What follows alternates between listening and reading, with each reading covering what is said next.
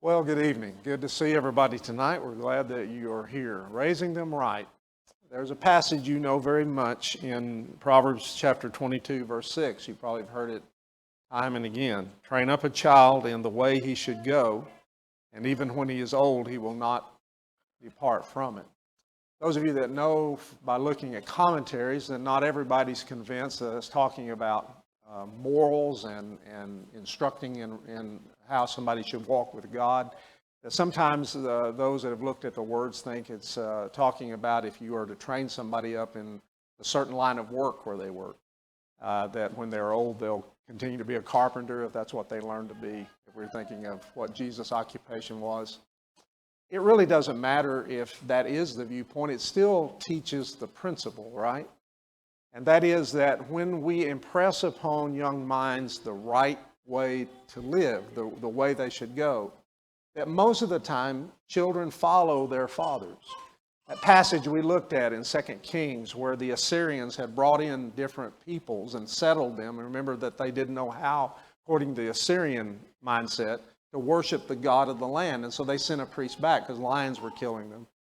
And it said that they served their carved images and Jehovah. They served the Lord, and they continued doing as their fathers had done, their children and their children's children. So the wrong kind of religion was passed down, but the principle that most of the time our children do exactly what they saw us do.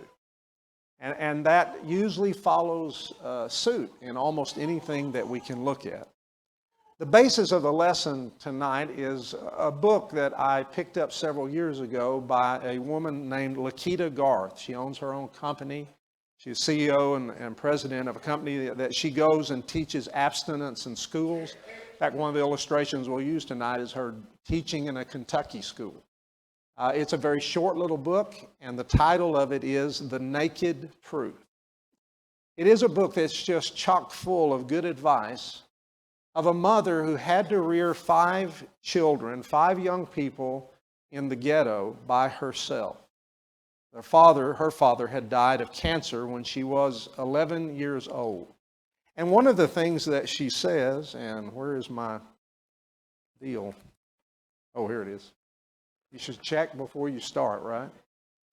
One of the great quotes that are in the book is that impressionable minds live up to the expectations placed on them. Impressionable minds. That's the point we were just making, weren't we? That most of the time, our children, because they are impressionable, follow what we are instructing them to do. There's a passage in Proverbs that tells us this. In Proverbs chapter 23, verse 22, it says, "Listen to your father who gave you life, and do not despise your mother when she is old. Buy truth and do not sell it." That's one probably you just yank out of the context, right? We know that verse. But if you look at the context, it's in the place where we're teaching our children. We're teaching them what is valuable, what's important. So buy the truth. Never sell the truth. Never settle for anything else. Buy the truth and do not sell it. Buy wisdom, instruction, and understanding. The father of the righteous will greatly rejoice. He who fathers a wise son will be glad in him. Let your father and mother be glad. Let her who bore you rejoice. My son, give me your heart and let your eyes observe my ways. Again, that's the prayer that every father, every mother is always wanting for their children. Let me have your heart. Let me help you. Let me teach you so that you'll know how you ought to live. And then we think of another passage that came out of her book. And this one has stuck. In fact, when I preached this lesson, at first I didn't realize how valuable this quote was, but people began to recite it to me. The one thing they would get out of the sermon is they'd say, I'm going to remember that. If we don't raise our children right the first time, we'll end up raising them the rest of our lives. I want you to think about that. That's exactly right. If we do not bring them up to where they should be on their own 2 feet and therefore go and rear another family, rear another generation, if we don't do that right, then we're going to end up doing it the rest of our lives. How many of you know families that have 30 and 35 and sometimes older than that, and they're still living with their parents? Now, understand there's circumstances for why that has to be the case, sometimes for health and other things, but understand what I'm saying here. They weren't reared the first time. And therefore, they are continually having to be raised by parents to go on and on and on. Folks, that's not how God intended it to be. And in this book that this really just common sense lady writes about life, she is teaching us some things in that book that immediately I began to realize were exactly what you read about in the Word of God. She tells a story of being her mother being concerned that her kids, particularly in an environment like they had to live in, follow the rules. And one of those rules were, be in the house when the street lights come on. In fact, to this day, Ms. Garth says that when she sees a neighborhood without street lights, she wonders how the kids know when to come home. In the neighborhood she lived in, after dark, there were bullets and drug dealers and other bad things that happened, and their mama loved them and knew that they needed to follow that rule to preserve even the most basic thing, and that is that she could bring them life. If we realize that, then she demanded other things of them. She demanded that they get good grades at school. There was no exception to that. In fact, when she went to a teacher's meeting, she would always ask the teacher, Lakita said, for extra homework. She said, give my kids extra homework. You can imagine what they thought of her. They thought she was old-fashioned. They thought she was out of touch. They thought she was clueless. She was a strict disciplinarian. She would drive the streets looking for us, Lakita said, when the street lights came on and we weren't home. Here came Mama. And her name among all the children, the other children, was the warden. One Thanksgiving, when her 4 brothers and her, she's the only girl, were grown, they started reminiscing about the kids they had grown up with. Listen to what they said. Mookie and Tyrone were high school All-Americans, a wrestler and a baseball player with much promise. Today they were both crackheads, brains fried. Next door to Mookie and Tyrone was an amazing baseball player named Shaquille. Instead of making the big time, today he is a drug lord. One of his employees shot a guy who lived behind Lakita's house, Kenny, execution style, because he wasn't paying his drug bill. Kenny's brother Boyd was on parole for running a prostitution ring. Gail, one of Boyd's girls, lived across the street from Lakita, and she died of AIDS. Sherry lived next door to Gail, and in her 8th month of pregnancy, she OD'd, killing herself and her baby. And then Lakita Garth writes these words. On that Thanksgiving afternoon, we went down the street in our conversation. We went through name after name, face after face, house after house, and most of the kids we grew up with either had disappeared, been incarcerated, or were living on government assistance, or had been found dead. We replayed everyone's life, and that's when we realized we were the only complete family to make it out of that neighborhood. There were other people who had made it out singular, but there was not one other house that did not have a story like what had just been told. She looks at her brother, Kevin, who is now an anesthesiologist, her brother Leon, who is a lawyer in Southern California, her brother Mark, who is an engineer, her brother David, who's retired military, and Lakita, who is president and CEO of her own company. And they looked at each other and said, why are we the only family that made it out? Are we smarter than everyone else? Because we had more money in that kind of ghetto situation? Government programs, was that the answer? Sitting at that table that Thanksgiving Day, she said, we realized 3 things. And this is what stuck in my mind. And this is what we want to talk about tonight. First of all, she said, we had a mama that feared God. We need parents who fear Almighty God. Visible parents who instill in children the love and fear for an invisible God. Lakita's mama would say, I may not be able to see everything you do or hear everything you say, but God's watching. And everything you do, God is writing in a book. You know the words of God that say that to us, don't they? God is writing our deeds in a book. You know passages. Revelation, chapter 20, verse 12 and 15. I saw the dead, great and small, standing before the throne, And books were open. And then another book was opened, which is the book of life. And the dead were judged by what was written in the books according to what they had done. And if anyone's name was not found written in the book of life, he was thrown into the lake of fire.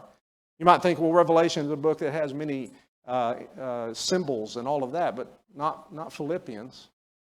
Philippians tells us about that same book of life, concretely. I ask you, true companion, help these women who have labored side by side with me in the gospel together, Clement and the rest of the fellow workers whose names are in the book of life. Our deeds, our names are being written by God. He knows what we're doing. We will be judged for what we were doing. And you can make fun of this. You can belittle it. You can ignore it. But you will do so to your peril because Lakita's mama was right. There's a book that God is writing our names in and our deeds. And we need to preach that to our kids. God sees what we do. And because of God sees what we do, He's going to judge us.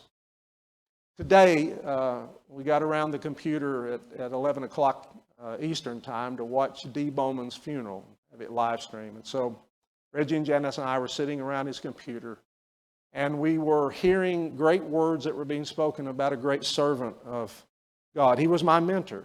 He was the first man to teach me about preaching, but more than about preaching, to teach me about loving God and loving God's people, what it meant to serve God's people. And Dee, one time in the sermon, they said, I believe it was his son Russ, he said, every time that I preach a funeral, I remember my dad's advice. The first time I had to preach a funeral, I asked him about that. What I need to say, he said, you say life is short, death is certain, and judgment is inevitable. And again, those are exactly the right things. That's what the Bible teaches. God sees everything. He will judge everything that we do. The Hebrew author says in chapter 4, verse 12, for the word of God is living and active, sharper than any two-edged sword, piercing to the division of soul and spirit, of joints and marrow, discerning the thoughts and the intents of the heart. This is not a dead book. God is saying to us, it's alive. It teaches us what is the right way, the way things are, the way things operate. And no creature is hidden from His sight. There's nothing that's not going to be seen by Him. But all are naked and exposed to the eyes of Him to whom we must give account. Lakita Garth's title of her book, The Naked Truth. The fact that you cannot hide. It's not all this garbage that people tell you. Here's why we got out of that place. It's because our mama feared God to begin with. In 2 Corinthians 5, verse 10, for we must all appear before the judgment seat of Christ so that each one may receive what is due for what he has done in the body, whether good or evil. We're not saved. We never will get there by our deeds, our good deeds to be saved. It's by grace. It's by the fact that we've sinned already. I can't now do enough good to take away the sins that I've done. But at the same time, we cannot relegate the idea that God is just going to let us in, let us sin that grace may abound. You've got to try. You have to do. You have to obey. There are deeds that He's going to look at the end of time that we've done in our body, whether good or evil, and He's going to bring us into account. And upon that basis, determine our salvation. I'm going to tell you, sometimes we condemn ourselves from our own words. You remember David? David was living a lie for a year, and God was terribly displeased with him. Finally brings Nathan to him, and he tells him a parable. You remember that story. And David still has the right in him. He still lives for that. That hasn't been snuffed out by Satan. And when he gets to the end of it, David said that man should die for what he did to that other man. And Nathan looked at him and said, Thou art the man. Or when Ahab comes up to Elijah and says, Is it you, O troubler of Israel? And Elijah says, It's not me that has troubled Israel, but you and your father's house, because you serve the Baals. You teach Israel to do so. That little honest 7-year-old that told her mother that Billy Brown had kissed her after Bible class. Her concerned mother raised her eyebrow and looked at her and said, How did that happen? And she said, Well, it wasn't easy, but 3 of my friends helped me catch him and hold him down.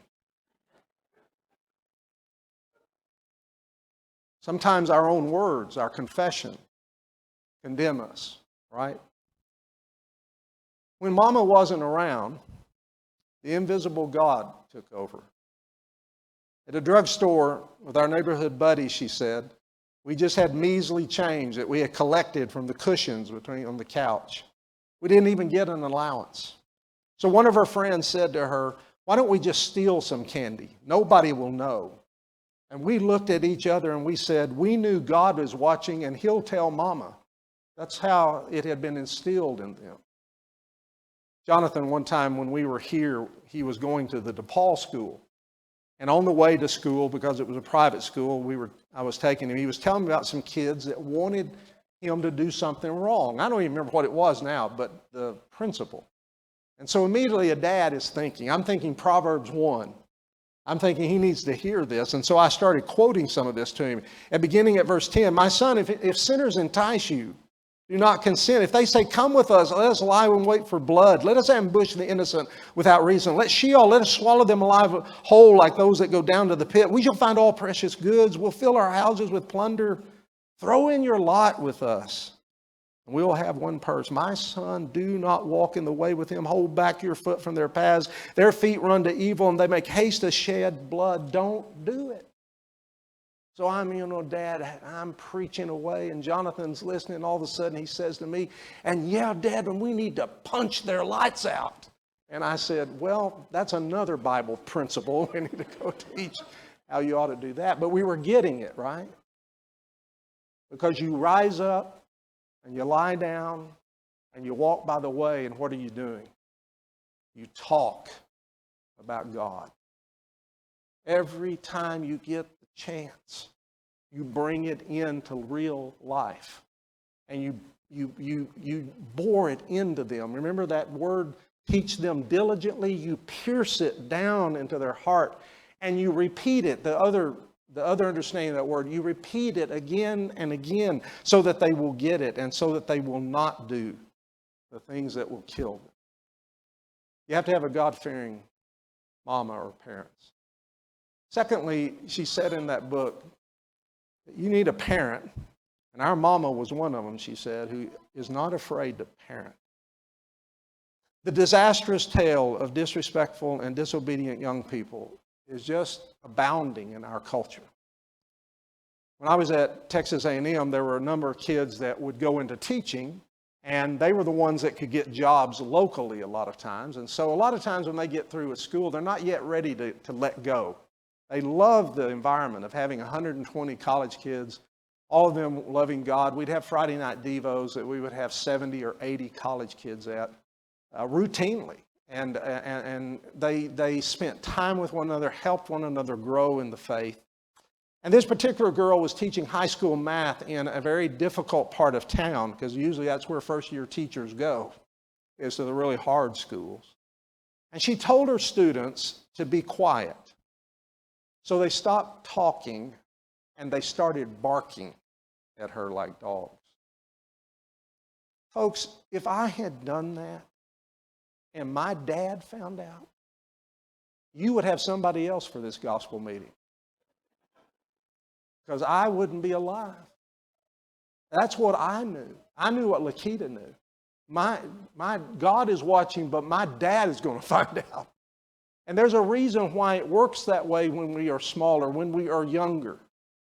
But the disrespect that's out there today, did we not see it in all of the stuff that happened with the riots? And folks, I don't care who we are.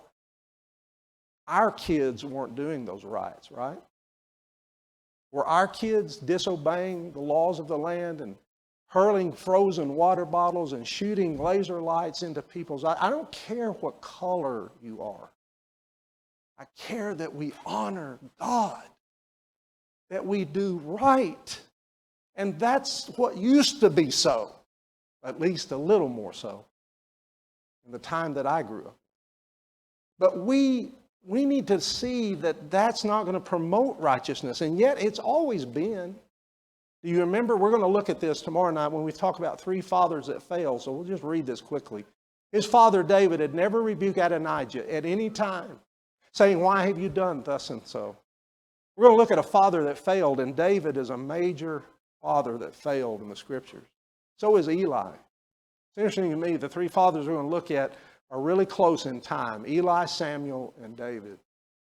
In 1 Samuel 2, verse 29, there's a prophet that comes to Eli and says, "Why did you scorn my sacrifices and my offering that I commanded for my dwelling, and honor your sons above me?" Honor your sons above me by fattening yourselves on the choicest parts of every offering of my people. You see, folks, if we do those things, our kids, we'll just funnel them down the path of destruction.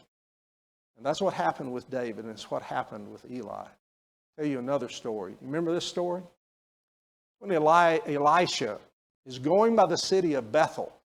And he went up there to Bethel, and while he was going up on that way, some small boys came out of the city and jeered at him, saying, "Go up, you bald head, go up, you bald head." I always thought this was a great passage. If you're bald, take comfort. And he turned around, and when he saw them, he cursed them in the name of the Lord. I want you to remember who Elisha is. Elisha is God's man. Elisha is God's prophet. There are other prophets, but boy, Elisha stands as the one. And he cursed them in God's name, and God answered. And 2 she-bears came out of the woods and tore, I like the New King James better, they mauled 42 of the boys. I want you to picture this. There's more than 42 boys, right?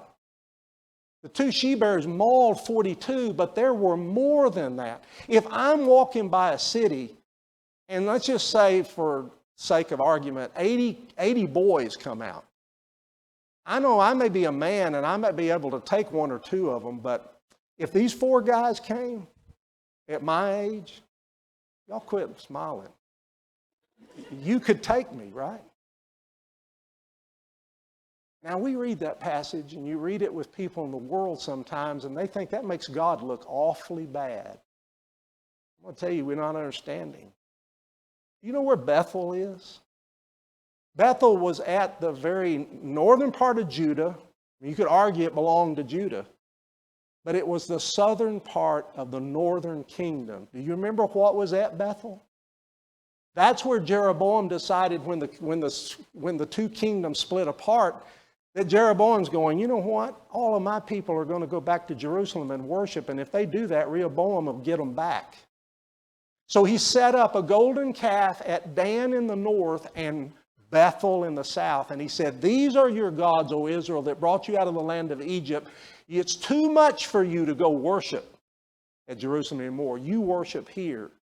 And he led, and from then on, what does it say about every king?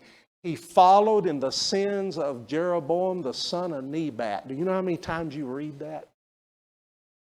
Jeroboam was a bad guy.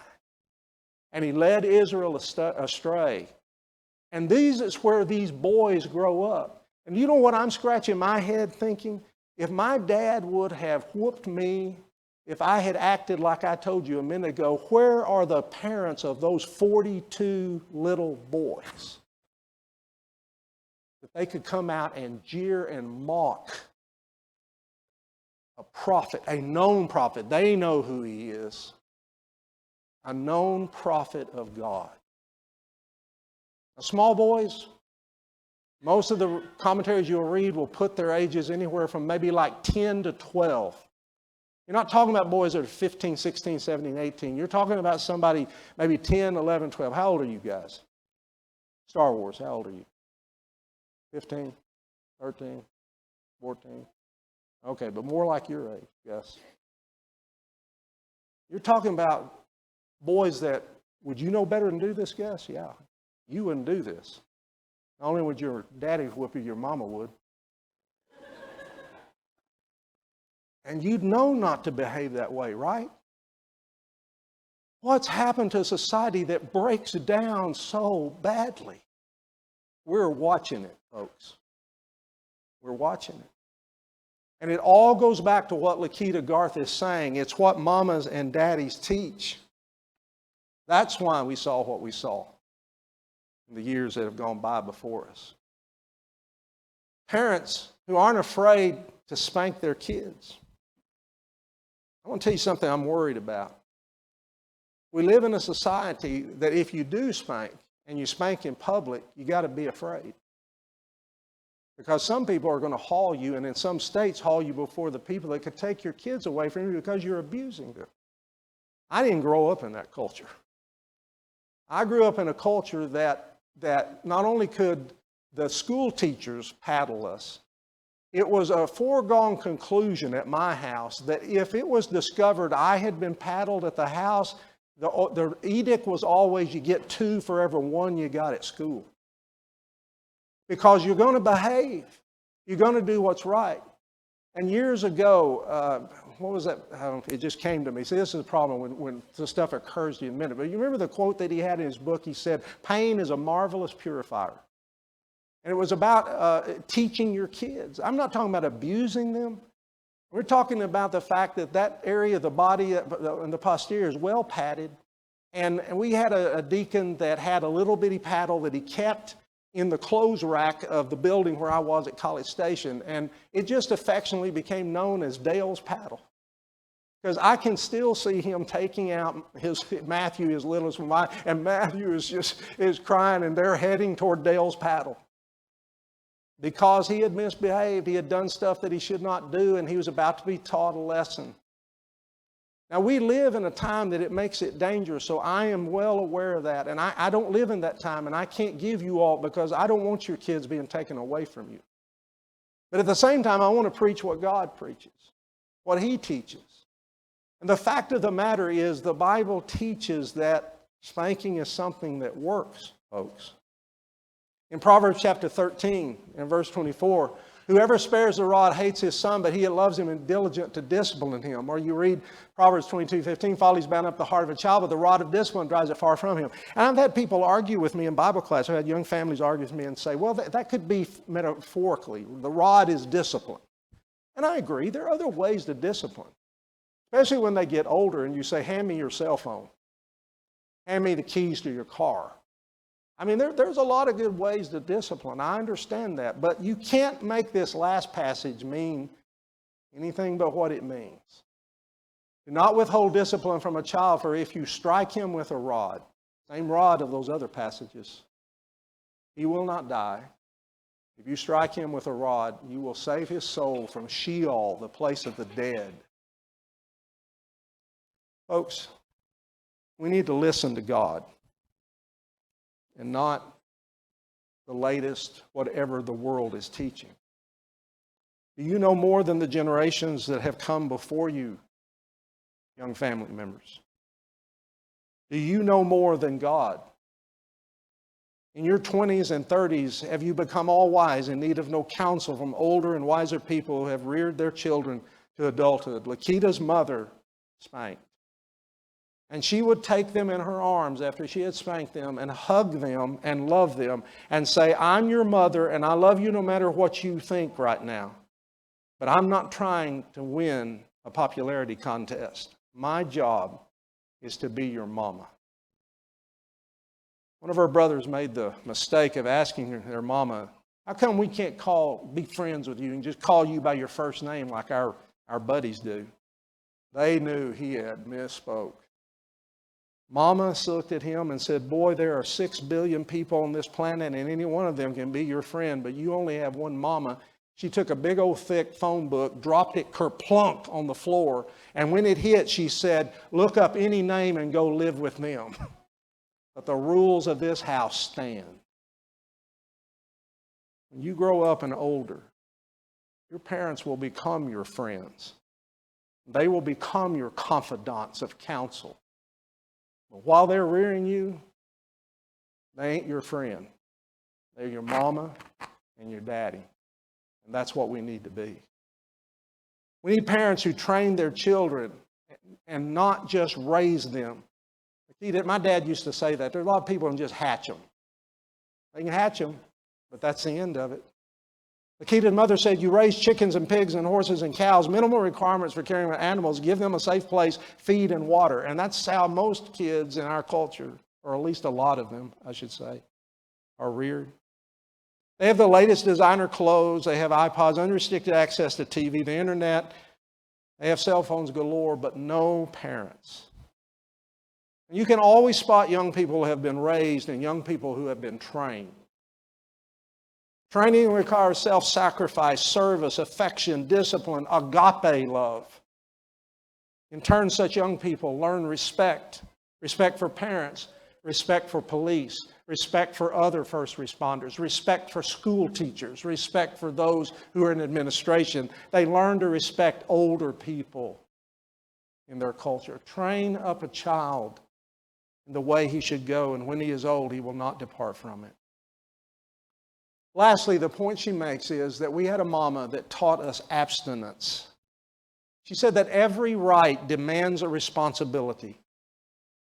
That you wait until you're married to have sexual relationship with your significant other.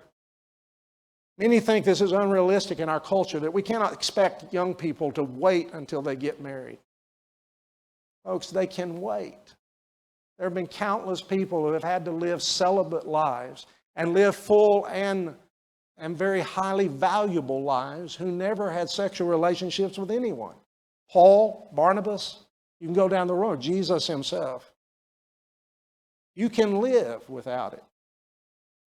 Lakita's mother, she said, demonstrated it. She never slept with any other man than their dad. She never remarried. There was no string of one-night stands of different guys on the couch. Lakita's mama said, there's only two men I sleep with now, Smith and Wesson. And then she said these words in her book, if you're not modeling what you're teaching something else.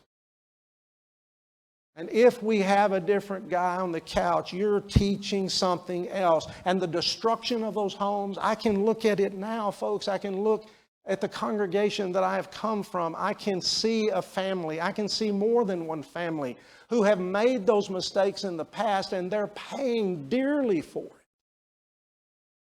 because they did not control themselves. Abstinence means that you reach an end. And that end is to have a deep and lasting love of marriage. Lakita's grandfather, married to her grandmother, I think it was 62 years. She died. And every day, her granddaddy would take a folding chair and walk the mile down to the cemetery with his bottle of water, and he would set up the folding chair by his precious wife's grave. And he would talk about their 32 grandchildren and all the great-grandchildren. And he would tell her what was going on. Lakita said, that's love. That's what God models. Do you want to live with no regrets? We will never, as parents, regret all the hard stuff we had to do to shape our kids. But we will regret every day of our life. We have to keep rearing them in adulthood. Be biblical parents. Learn from the mistakes that are set forth in the Bible. We'll especially look at that tomorrow night. Learn from the positive, uplifting example from others. As Andy Stanley said, if you want to have a vision of what you want to accomplish, a clear picture of what could be, driven by a deep passion that it should be, then pay attention to God. The vision that He has for your family, what He wants you to be when you get married, and when you and your husband or you and your wife talk about the direction you want your family to go. There was a major manufacturing concern that had a huge problem, and they could not, with all the best guys that they had in their plant, figure out where the problem was. It's a long ago story. Charles Steinmetz was an electrical engineer. He was at the top of his game in his day. He was what we would call a consultant. And finally, they appealed to him to come, and he came. Came with all his instruments, came with all his equipment. He worked in the plant for several days, and finally, he took out a piece of chalk, and he walked up to a huge piece of equipment, and he just put an X on it. He said, break into it. There's where your problem is. Sure enough, when they broke into it, they fixed it, and everything was solved. And then they got the bill from Steinmetz. And again, this is a long time ago. $10,000 was a lot of money. And so the bill was $10,000, and they balked. So to buy time, they wrote back and said, send us an itemized bill. And so Steinmetz sent them an itemized bill, 2 items. He listed $1 for chalk, $9,999 for knowing where to put the chalk X. They paid the bill. Do you know where to put the X?